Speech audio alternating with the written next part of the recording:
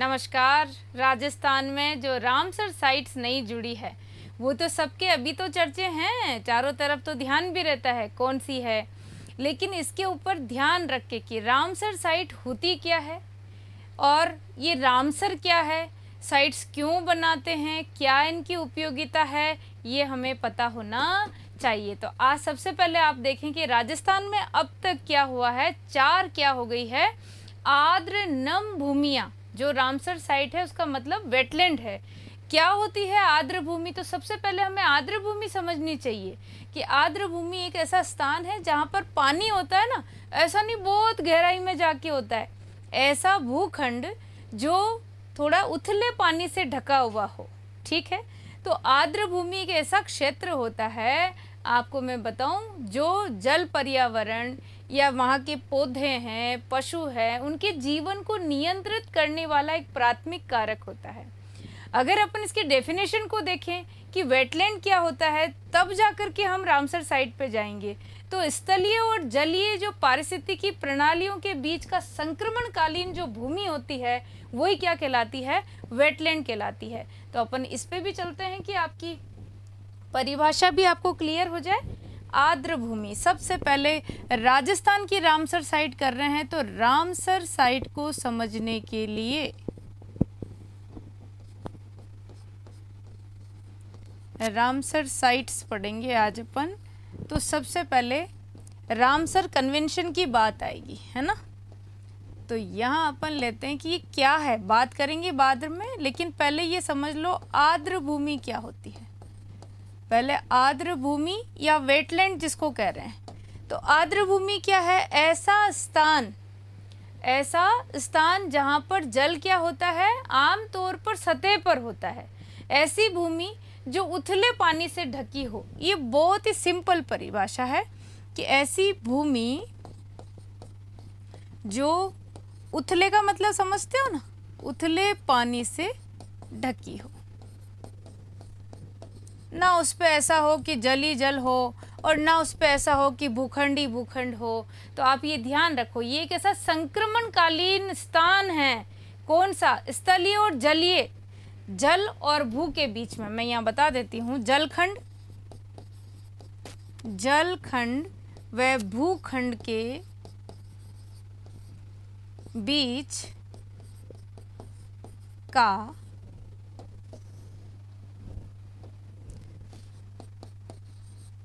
संक्रमण। सबसे पहले आप ये ध्यान रखें, वो संक्रमणकालीन भूमि है ना, संक्रमणकालीन भूमि जो सतही जल से ढकी हो, सतही जल से ढकी हो, बस। ठीक है, ये चीज तो हो गई। इसकी परिभाषा कि वेटलैंड क्या होती है। रामसर साइट पे बात करेंगे। पहले आर्द्र भूमि पे आपने देख लिया कि हमारे ये आर्द्र भूमि वेटलैंड एक ऐसे क्षेत्र हैं जहाँ पे हमारा जल पर्यावरण, हमारे पौधे, पशु, इन सब के जीवन को कंट्रोल करने वाला एक क्या है, प्राथमिक कारक है। ये ध्यान रखें। फिर आएगा कि नम भूमियाँ होती है, नाम याद करने पड़ते हैं अपन को, लेकिन उससे पहले कि ये आर्द्र भूमियाँ रहती है, इनका महत्व क्या है आप याद रखिए। ये बहुत सुंदर टॉपिक, इनके महत्व पे भी चर्चा आप कर ही लीजिए। मैं खाली अभी हेडिंग इसलिए डाल रही हूँ, यूपीएससी के पर्पज से भी ये महत्वपूर्ण सवाल है आर्द्र भूमियों का भारत के संदर्भ में। तो आर्द्र भूमियों का महत्व होता है भाई कि उत्पादक क्षेत्र ज़्यादा बढ़ता है, अत्यधिक उत्पादक पारिस्थितिकी तंत्र है ये। अत्यधिक उत्पादक कैसे? तो मत्स्य उत्पादन का एक महत्वपूर्ण जो सोर्स होता है वो कौन सा है, तो वेटलैंड है। पहले आप ध्यान रखें। फिर क्या होता है कि ये कार्बन के पृथक्कीकरण में बहुत अहम भूमिका निभाता है, जो क्या है कि ये अपने पर्यावरण का जो चक्र है ना उसको योगदान देता है। तो बहुत सारे इसके महत्व भी हैं आर्द्र भूमि के। तो अपन जब आर्द्र भूमि के बारे में चर्चा करते हैं, बैठते, मुंह पे सवाल आता है, पता है रामसर साइट 2 और बन गई। अरे रामसर साइट क्या है और उनका महत्व क्या है? तो सबसे पहले आप तो वो आर्द्र भूमियां हैं जो जल और भूखंड उनके बीच का ऐसा संक्रमित स्थान होता है, आप ये याद रखें, उनका महत्व होता है। कार्बन के स्तर को क्या है भाई कंट्रोल कर रहा है, पृथक कर रहा है। फिर इसमें क्या आराम से आप देखें तो उत्पादक पारिस्थितिकी तंत्र है ये एक प्रकार से, जिसमें आप फिशरीज को ले लीजिए, उनका एक महत्वपूर्ण क्या है ये सोर्स है। ये बाढ़ के स्तर को नियंत्रित करता है, मिट्टी के कटाव को भी कम करता है, ये सब इसके महत्व में आएंगे। लेकिन आर्द्र भूमियों पे खतरा भी होता है। आपको पता हो तो ये आर्द्र भूमि क्या है, सोर्स हैं, किस किस के हैं भाई, चाहे भोजन हो, अपनी दवाइयाँ हो, या अपने जल विद्युत हो, ये सब कच्चे माल, ये सबका एक महत्वपूर्ण सोर्स है। और वैसे देखा जाए तो जो वेटलैंड है उन पे जितने भी जीव हैं, प्रजातियां पाई जाती है, तो एक प्रकार से ये सांस्कृतिक और आध्यात्मिक महत्व भी रखता है। परिवहन, पर्यटन, सांस्कृतिक, इन सब में योगदान देता है बढ़ाने में। तो इसके सब तरह के लाभ हैं, आर्थिक लाभ हैं, धार्मिक लाभ हैं, सामाजिक लाभ हैं, औद्योगिक लाभ हैं, सारे लाभ हैं किसके, तो आर्द्र भूमियों के। आर्द्र भूमि को खतरा किस चीज़ों से है, तो आप इसको भी ये देखें कि खतरा होता है क्या। हाँ, खतरा होता है, जब भी तो आगे और कोई चीज़ होगी मैं बताऊंगी आपको। शहरीकरण कितना ज़्यादा बढ़ रहा है, तो औद्योगिक विकास से आर्द्र भूमि पर दबाव पड़ रहा है, आप ध्यान रखें। शहरी क्षेत्रों में चाहे औद्योगिक विकास हो, आवासीय समस्या हो, उनको सबको सोल्व करने के लिए इन्हीं पर दबाव पड़ेगा। और सार्वजनिक जल आपूर्ति के लिए भी ये महत्वपूर्ण है, इनका क्या करते हैं, दोहन करते हैं अपन। और फिर आर्द्र भूमि को ज़्यादातर क्या करते हैं, धान के खेतों में बदल देते हैं, या बदलने के लिए क्या कर लेते हैं, बांध बना देते हैं, जलाशय अपन बदल देते हैं। तो जो इनका मूल स्वरूप है, जिनके लिए जाने जाते हैं, उनका जैसे ही रूप परिवर्तन होता है तो इन पे फर्क पड़ता है। तो आर्द्र भूमि को भी क्या होता है, खतरा होता है। अब इनके लिए ही क्या हुआ था 1971 में। अब यहाँ पे आप देखें, रामसर साइट की बात आएगी, रामसर कन्वेंशन या रामसर सम्मेलन देख लें। तो रामसर साइट के बारे में अपन याद करेंगे तो 1971, पहले तो ये याद करो, ये ईरान की क्या है, एक जगह है रामसर, वहाँ पे ये कन्वेंशन क्या हुआ था, आयोजित हुआ था। रामसर कन्वेंशन 1971 में ईरान के रामसर में हुआ था, इसीलिए इसे क्या बोलते हैं, ये रामसर समझौता सम्मेलन इस रूप से जाना जाता है। और ये आर्द्र भूमि के संरक्षण और उपयोग के लिए है ना। तो ईरान में रामसर है, वहाँ पे ये एक अंतरराष्ट्रीय समझौता, ठीक है, किसके लिए है, तो जितनी भी आर्द्र भूमियां हैं, आर्द्र भूमियां, उनके लिए आप देखोगे तो संरक्षण सबसे महत्वपूर्ण तो ये है कि उनके संरक्षण और उपयोग के लिए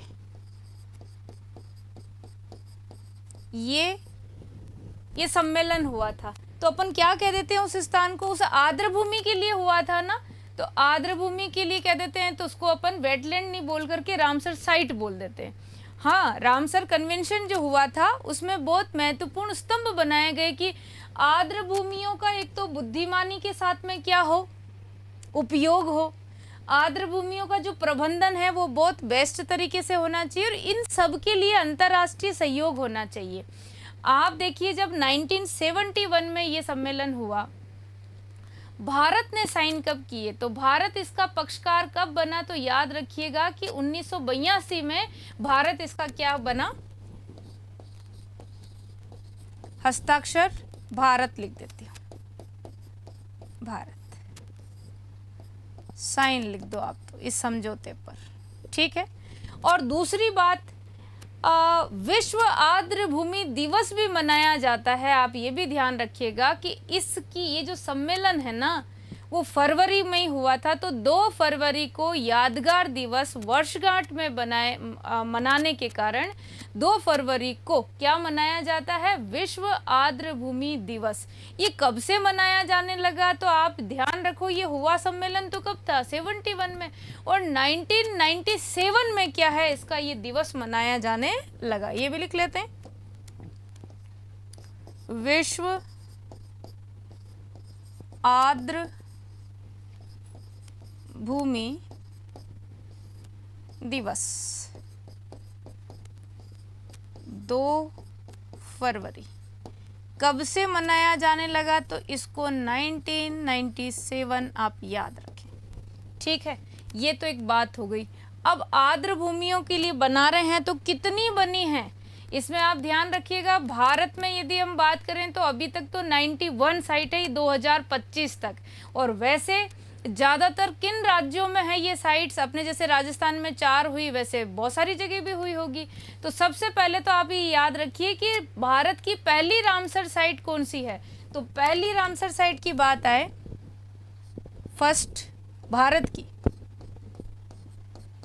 रामसर साइट सबको पता है, चिल्का झील।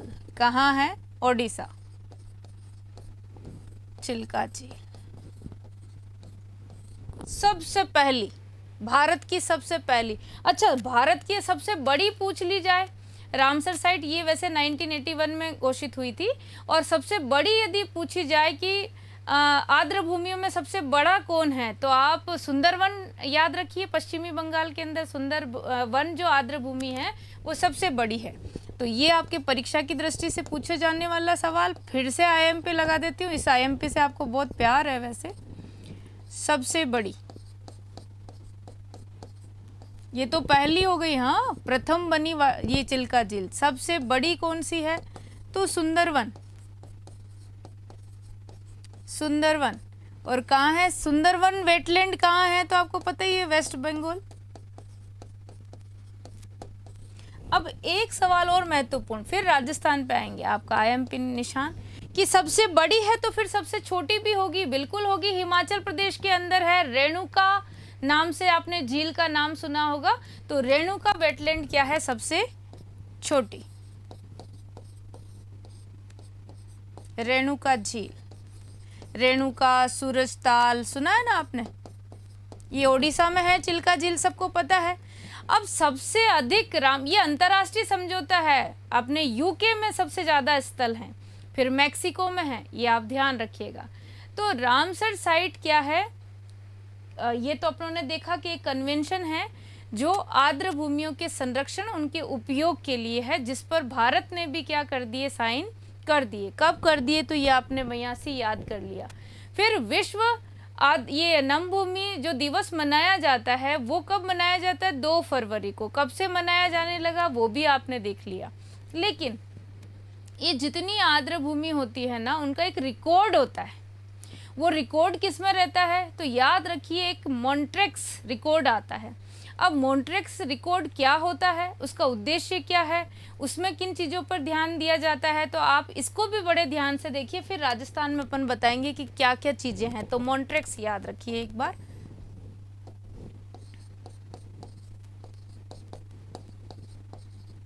मॉन्ट्रेक्स रिकॉर्ड, ये इसलिए बता रही हूँ कि इसके अंदर जो सूचित है ना, जितने भी क्या है रामसर साइट हैं, तो पहली चीज़ तो ये देखें कि रामसर कन्वेंशन के तहत ही मॉन्ट्रेक्स रिकॉर्ड क्या है? वेटलैंड की पहचान को प्राथमिकता देने का मुख्य तंत्र है। ये पहली चीज़ तो ये हो गई। इसका उद्देश्य क्या है कि ये उन रामसर साइट के लिए जरूरी है जो अंतर्राष्ट्रीय महत्व के हैं, पर्यावरण के लिए महत्वपूर्ण है ना। तो पर्यावरण के लिए महत्वपूर्ण तो है, लेकिन इन पर कभी कभी क्या है भाई, खतरा मंडरा रहा है। तो ये याद रखिए कि ये जो मॉन्ट्रेक्स वाली बात आ गई रिकॉर्ड की, ये सब क्या चीज़ें हैं? एक सूची है जिसके अंदर सारी क्या चीज़ें हैं, रामसर साइट का उल्लेख है उसमें कि कौन कौन सी है। लेकिन ये एक ऐसा उपकरण है जो आर्द्र भूमियों के स्थलों को उजागर करता है, जिन्हें संरक्षण की जरूरत है। आज वो किसी न किसी तरीके से परेशान है, चाहे वो पर्यावरण के उस परिवर्तन को लेके, जलवायु परिवर्तन को लेके, ऐसे कोई नकारात्मक परिवर्तन उन स्थानों में आ रहे हैं जहां पर प्रकाश डालना, उन्हें उजागर करना, ये इनकी ड्यूटी बनती है। आप मुझे कमेंट सेक्शन में डालें कि मॉन्ट्रेक्स रिकॉर्ड के अंदर ऐसे नकारात्मक परिवर्तन वाली वो कौन सी रामसर साइट हैं जिनके नाम इनमें हैं। क्या राजस्थान की कोई साइट है जिनका नाम इनमें दर्ज है जो क्या है, या तो मतलब उन पे संकट आ चुका है या आने वाला है या मंडरा रहा है, ऐसी कोई साइट है तो वो किसके अंदर उल्लेखित की जाती है, तो वो मॉन्ट्रेक्स रिकॉर्ड के अंदर। ये आप कमेंट सेक्शन में डालेंगे। अब बात आती है कि राजस्थान में कितने हो गए, तो राजस्थान की अपन चर्चा कर लेते हैं पहले कि राजस्थान में रामसर साइट, बात राजस्थान की कर रहे हैं, जब कभी भारत की बात आएगी तो मैं बहुत डिटेल में इसको लूँगी। राजस्थान में आप देखो 4 रामसर साइट्स, ठीक है, या नम भूमियां कितनी है, 4। अब 4 में से पहले नंबर की कौन है, तो आपने केवलादेव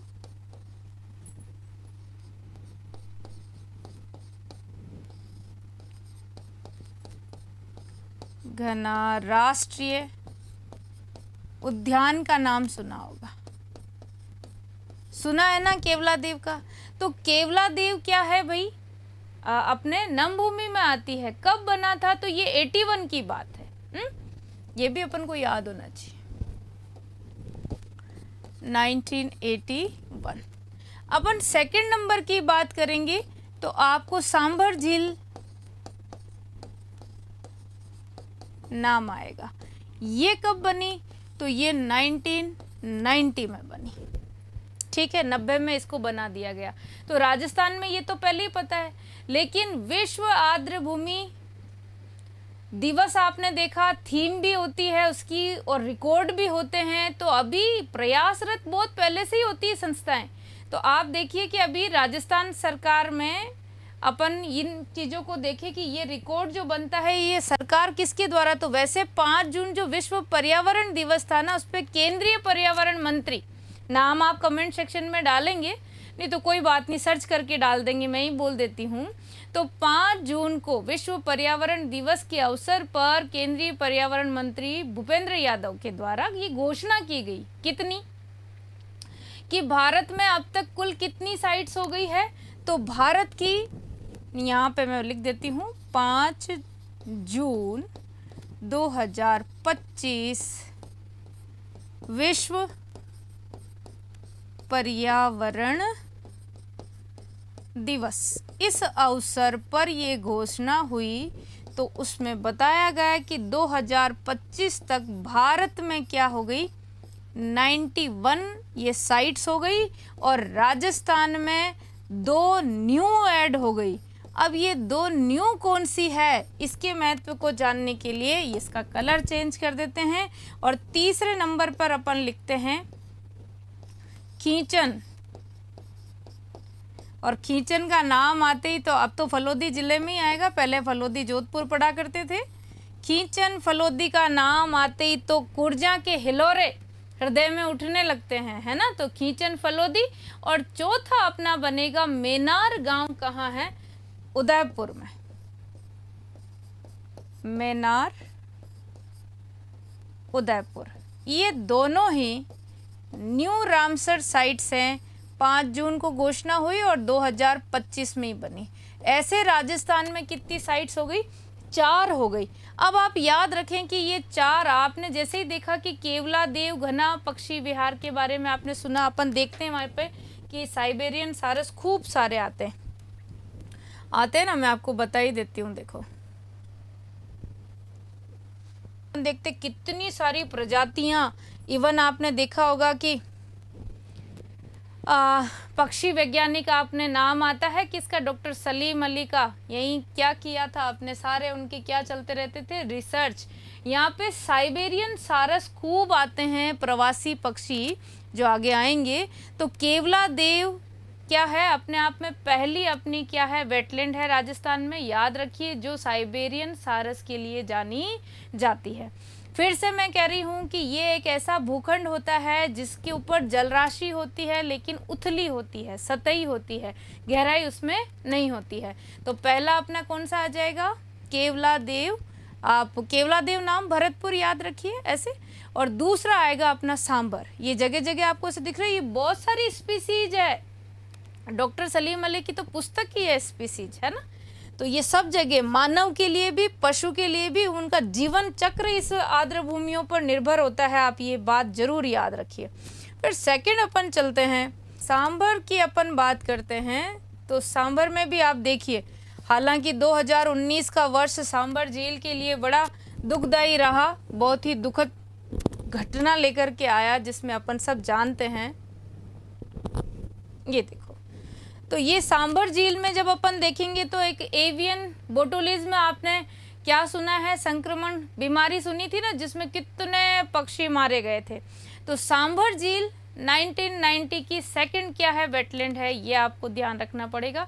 दो जो नई, तीन हैं, दो बनी हुई, अभी जो नई बनी है, उनके ऊपर अगर अपन बात करें तो बहुत सारा महत्व है उनका। जैसे खींचन नाम आता है तो कुरजा के लिए आता है, इस पर मैंने एक स्पेशल वीडियो बनाया, आप जैसे ही सर्च करेंगे ना कुरजा के लिए, तो कुरजा कैसा पक्षी है, क्या विशेषता है, क्यों आते हैं ये इतने हजारों किलोमीटर की दूरी तय करके, क्या केवल प्रजनन के लिए आते हैं और कोई उद्देश्य है, वापस इनको कैसे पता चलता है कि सीजन में कहाँ जाना चाहिए, लंबी लंबी दूरियां तय करते हैं, तो क्या इनके लिए हवाई जहाज थोड़ी बना, उड़ उड़ के आते हैं, कैसे ये बिना पानी के, भोजन के, कहाँ रेगिस्तान को कैसे पार कर करके आते हैं, आप वीडियो जरूर देखिएगा। तो सांभर झील भी क्या है, हमारा सेकंड वेटलैंड है। राजस्थान में भी बहुत सारी ऐसी जगह है जिनके लिए भरसक प्रयास भी चल रहे हैं, और ये जितने ज़्यादा रामसर साइट घोषित होने से ये संरक्षित हो जाता है, इनको प्रोटेक्शन मिल जाता है, नहीं तो इनका रूप बदल के भाई आदमी तो बस शोषण करने पे तुला हुआ। प्रकृति के लिए हम जरूरी हो नहीं हो, लेकिन याद रखिए हमारे लिए प्रकृति बहुत जरूरी है। अपन और देखते हैं, देखो खींचन की बात कर लेते हैं। खींचन का जैसे ही नाम आएगा आप ये वीडियो जरूर देखिएगा कुरजा का। मुझे ये पक्षी बहुत पसंद है क्योंकि ये बाय नेचर बहुत लॉयल है, और खींचन के जो लोग हैं वो भर भर के बाजरा क्या करते हैं, इनके लिए तो वो रखते हैं, सुरक्षित रखते हैं, इनसे प्यार करते हैं। ये गांव वालों का क्या देखते हैं, स्नेह देखते हैं। तो कुरजा पक्षी जो हमारा विरह गीत का प्रतीक भी है, ये पक्षी, वो आप देखिए कैसे हजारों किलोमीटर की यात्रा के बाद ये पक्षी आते हैं, और राजस्थान में हम सबसे क्या पाते हैं, प्यार और स्नेह पाते हैं। तो खींचन, आप फलोदी याद रखिएगा। वैसे ही एक लास्ट वन और देख लेते हैं, मेनार गांव। मेनार की विशेषता तो मैं आपको क्या ही बताऊं। ये वैसे देखा जाए तो मेनार केवल इसके लिए नहीं कि अभी आपके ऐसे आया कि इसको रामसर साइट बना दिया गया तो अपन मेनार को जानने लग गए। आपको पता है मेनार के अंदर आपने तालाब का नाम भी सुना है, ब्रह्म तालाब के बारे में आपने सुना है, ढंड तालाब के बारे में आपने सुना है।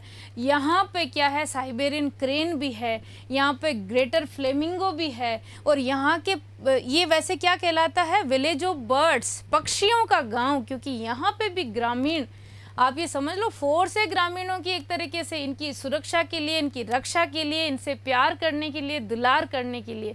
तो यहाँ 2014 में उदयपुर में तो पक्षी महोत्सव का आयोजन हुआ था। तो ये जो गांव है ना बहुत पहले से, तो मेनार गांव क्या है, एक बर्ड विलेज के रूप में भी अपनी पहचान बना चुका है। और वैसे हम कल्चर की दृष्टि से देखें तो मुगलों की जीत के अवसर पे आज भी उस यादगार को इतनी धूमधाम से, जमरा भी जाती है ना आफ्टर दिवाली, उसमें खूब मनाते हैं। होली वाला अगर अपन देखेंगे तो गेर खेलते हैं, वो भी बड़ी अनोखी खेलते हैं। तो ये अपन संस्कृति में अलग से मैं किसी दिन ये टॉपिक लूँगी, या फिर जैसे जिला दर्शन लेंगे तो मेनार को अलग से पढ़ेंगे। अभी तो ये मेनार उदयपुर का वो है पक्षियों का गांव, पक्षी गांव, जो क्या है रामसर साइट अभी ताज़ा यानी कि 2025 में इसे बनाया गया है। तो आप ये ध्यान रखें, राजस्थान में कितने स्थल हो गए, 4। इन सबको बढ़ावा मिलता है। ऐसे बहुत सारे स्थान और है अपने, ये जो अरावली है ना दक्षिणी राजस्थान, उसमें झीलों वाले क्षेत्र आज भी ऐसे हैं कि नम भूमि की दृष्टि से राजस्थान वैसे कहने को है कि सूखा इलाका है, पर हमारी धरती है ना हीरे मोती उगलती है, कभी कभी किस रूप में, कभी किस रूप में। तो अभी तो रामसर साइट एग्जाम के हिसाब से अपन ये देखें, नहीं तो हर गांव में छोटे मोटे आप देखो तालाब, खड्डा जैसा कहीं पानी उथला मिलता है तो आपको कितने पशु पक्षी अलग से रंग बिरंगे सब देखने को मिलते हैं। ये पर्यावरण के लिए क्या है, जरूरी भी होते हैं। तो आप ये ध्यान रखिएगा। 91 साइट्स तो क्या कहाँ हो गई, तो इंडिया की बात करेंगे। और 4 कहाँ हो गई, तो आप ये देखिए 4 हमारे राजस्थान में हो गई। जैसे जैसे बढ़ती जाएगी अपन बात करेंगे। इंडिया के रेफरेंस में जब कभी ये टॉपिक आएगा तो बहुत डिटेल में रामसर साइट, इसका महत्व, इसकी परिभाषा, इसका खतरे और फिर सारी साइट्स को अपन पढ़ेंगे, जहाँ की विशेषता पढ़ेंगे। तो आज के लिए इतना ही। आप सबको wish you all the best. जय हिंद।